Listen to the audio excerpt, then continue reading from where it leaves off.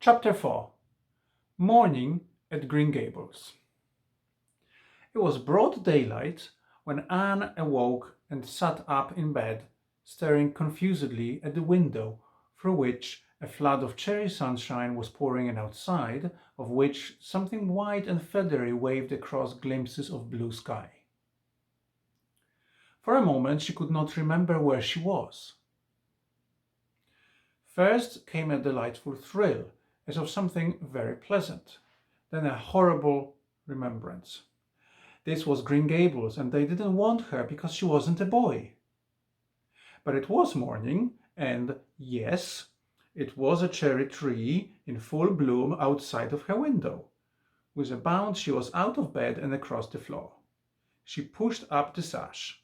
It went up stiffly and creakily, as if it hadn't been opened for a long time, which was the case. And it stuck so tight that nothing was needed to hold it up. Anne dropped on her knees and gazed out into the June morning, her eyes glistening with delight. Oh, wasn't it beautiful? Wasn't it a lovely place? Suppose she wasn't really going to stay here. She would imagine she was. There was scope for imagination here. A huge cherry tree grew outside, so close that its boughs tapped against the house, and it was so thick-set with blossoms that hardly a leaf was to be seen. On both sides of the house was a big orchard, one of apple trees and one of cherry trees, also showered over with blossoms, and their glass was all sprinkled with dandelions. In the garden below were lilac trees purple with flowers, and their dizzily sweet fragrance drifted up to the window on the morning wind. Below the garden, a green field lush with clover sloped down to the hollow where the brook ran and where scores of white birches grew, upspringing airily out of an undergrowth suggestive of delightful possibilities in ferns and mosses and woodsy things generally. Beyond it was a hill, green and feathery with spruce and fir. There was a gap in it where the grey gable end of the little house she had seen from the other side of the lake of shining waters was visible. Off to the left were the big barns, and beyond them, away down over green low-sloping fields, was a sparkling blue glimpse of sea. Anne's beauty-loving eyes lingered on it all, taking everything greedily in. She had looked on so many unlovely places in her life, poor child, but this was as lovely as anything she had ever dreamed. She knelt there, lost to everything but the loveliness around her, until she was startled by a hand on her shoulder. Marilla had come in unheard by the small dreamer. "It's time you were dressed," she said curtly. Marilla really did not know how to talk to a child, and her uncomfortable ignorance made her crisp and curt when she did not mean to be. Anne stood up and drew a long breath. "Oh, isn't it wonderful?" she said, waving her hand comprehensively at the good world outside. "It's a big tree," said Marilla, "and it blooms great, but the fruit don't amount to much never, small and wormy." "Oh, I don't mean just the tree. Of course it's lovely. It's radiantly lovely.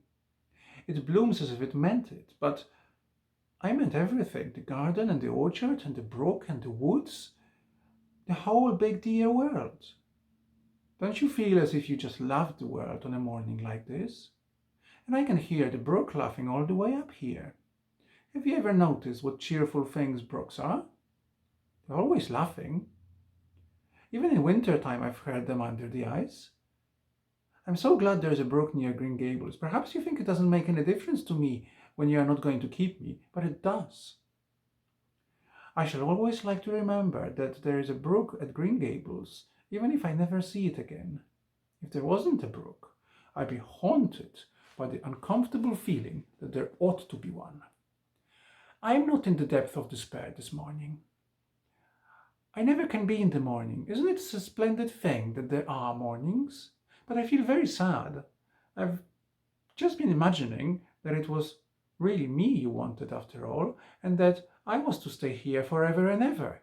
It was a great comfort while it lasted, but the worst of imagining things is the time comes when you have to stop, and that hurts. "You'd better get dressed and come downstairs and never mind your imaginings," said Marilla as soon as she could get a word in edgewise. "Breakfast is waiting. Wash your face and comb your hair. Leave the window up and turn your bedclothes back over the foot of the bed. Be as smart as you can." Anne could evidently be smart to some purpose, for she was downstairs in 10 minutes' time with her clothes neatly on, her hair brushed and braided, her face washed, and a comfortable consciousness pervading her soul that she had fulfilled all Marilla's requirements. As a matter of fact, however, she had forgotten to turn back the bedclothes. "I'm pretty hungry this morning," she announced as she slipped into the chair Marilla placed for her. "The world doesn't seem such a howling wilderness as it did last night. I'm so glad it's a sunshiny morning. But I like rainy mornings real well too. All sorts of mornings are interesting, don't you think? You don't know what's going to happen through the day, and there's so much scope for imagination. But I'm glad it's not rainy today, because it's easier to be cheerful and bear up under affliction on a sunshiny day. I feel that I have a good deal to bear up under. It's all very well to read about sorrows and imagine yourself living through them heroically, but it's not so nice when we really come to have them, is it?" "For pity's sake, hold your tongue," said Marilla. "You talk entirely too much for a little girl."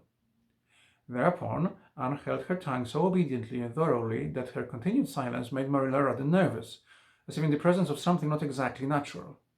Matthew also held his tongue, but this at least was natural, so that the meal was a very silent one. As it progressed, Anne became more and more abstracted, eating mechanically with her big eyes fixed unswervingly and unseeingly on the sky outside the window. This made Marilla more nervous than ever. She had an uncomfortable feeling that while this odd child's body might be there at the table, her spirit was far away in some remote airy cloudland, borne aloft on the wings of imagination. Who would want such a child about the place? Yet Matthew wished to keep her of all unaccountable things. Marilla felt that he wanted it just as much this morning as he had the night before, and that he would go on wanting it.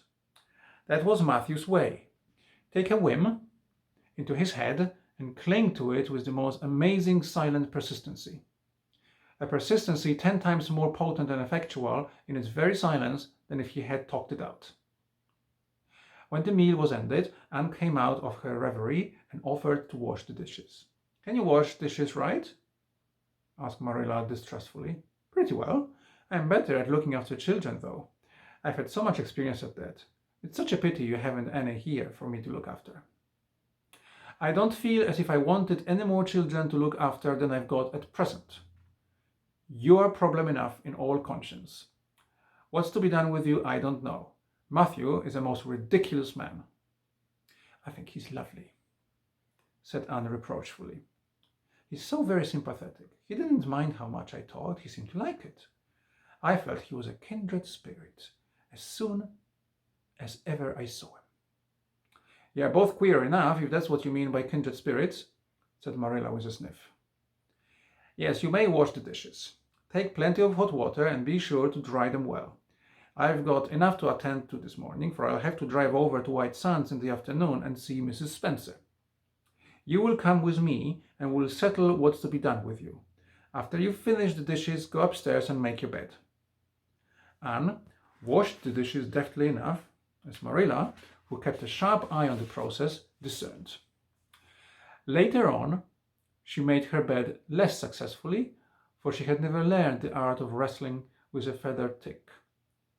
But it was done somehow and smoothed down, and then Marilla, to get rid of her, told her she might go out of doors and amuse herself until dinner time. Anne flew to the door, face alight, eyes glowing. On the very threshold she stopped short, wheeled about, came back, and sat down by the table, light and glow as effectually blotted out as if somebody had clapped an extinguisher on her. "What's the matter now?" demanded Marilla. "I don't dare go out," said Anne in the tone of a martyr relinquishing all earthly joys. If I can't stay here, there's no use in my loving Green Gables. And if I go out there and get acquainted with all those trees and flowers and the orchard and the brook, I'll not be able to help loving it. It's hard enough now, so I won't make it any harder. I want to go out so much. Everything seems to be calling to me, Anne, Anne, come out to us, Anne, Anne, we want a playmate. But it's better not. There's no use in loving things if you have to be torn from them, is there? And it's so hard to keep from loving things, isn't it?